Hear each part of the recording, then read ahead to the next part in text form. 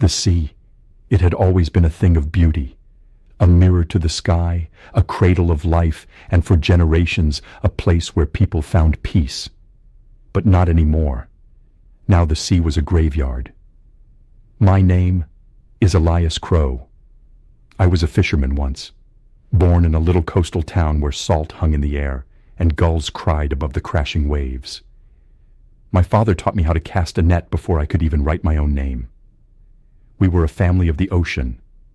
We respected her, loved her, until the day she gave something back that should have stayed buried.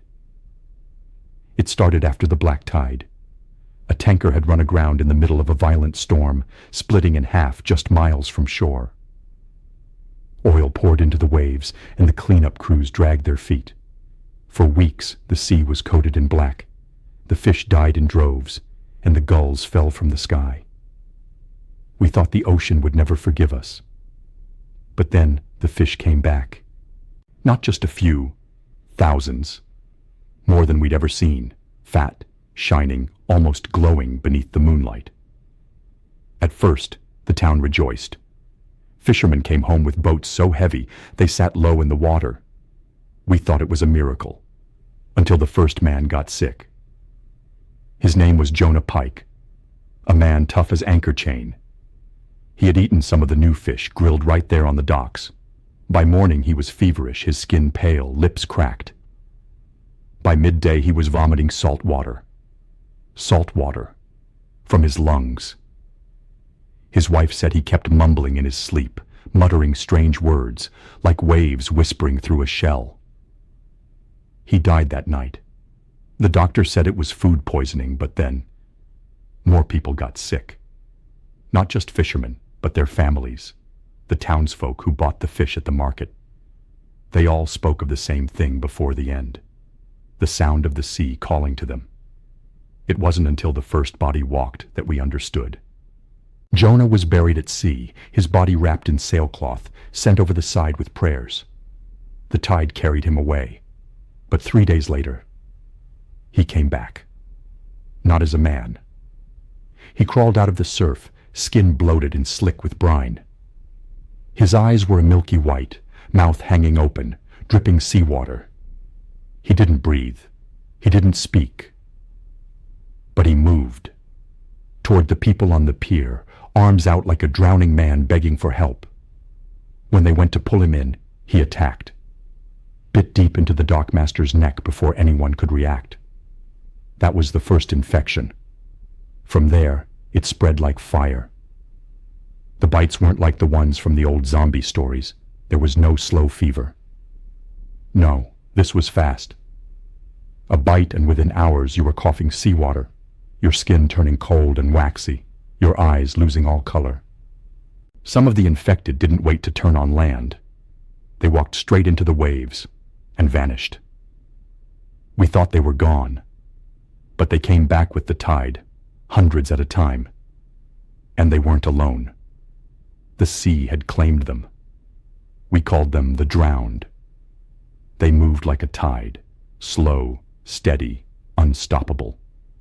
Their bodies dripping, barnacles clinging to their skin, seaweed tangled in their hair. Some had shells growing from their backs.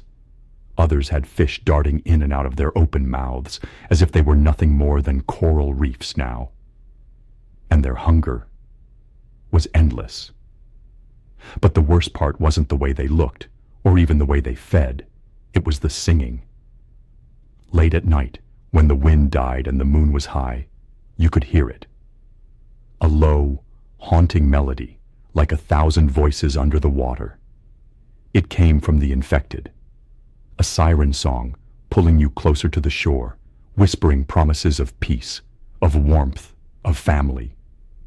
Those who went to listen never came back. The government came, of course. They tried quarantine, barricades, even setting the shoreline on fire. But you can't burn the ocean. And the infection didn't stay in our little town.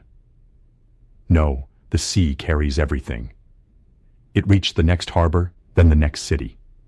Soon, it was on every coast, every beach, every dock in the world. It spread inland too, rivers, lakes, even reservoirs. Anywhere the water touched, the drowned could follow. We learned the truth too late. The ocean hadn't forgiven us for poisoning her. She was taking us back. I survived longer than most because I knew the sea. I knew her moods, her traps. I stayed away from the water, scavenged inland. But food ran out, fresh water grew scarce, and the drowned, they didn't need to breathe. They could walk miles along the riverbed, then rise where you least expected. One night, I made camp in the ruins of an old lighthouse. From the top, I could see them, hundreds of them, wading out of the surf. The moon caught their pale faces, their eyes glowing faintly, mouths opening in unison to sing. I almost stepped toward them. Almost. But then I saw something else. Out past the breakers, a shape beneath the water. Bigger than any ship, moving slow, deliberate. And in that moment, I knew. This wasn't just an infection. Something ancient was awake beneath the waves. The next weeks were worse. Storms came without warning, dragging inland like the sea was reaching for us. Entire towns flooded overnight, and with the water came the drowned. I met a woman named Mara in the hills. She had a theory that whatever was in the fish was just the beginning. She said the ocean was changing the very air, the rain, the clouds.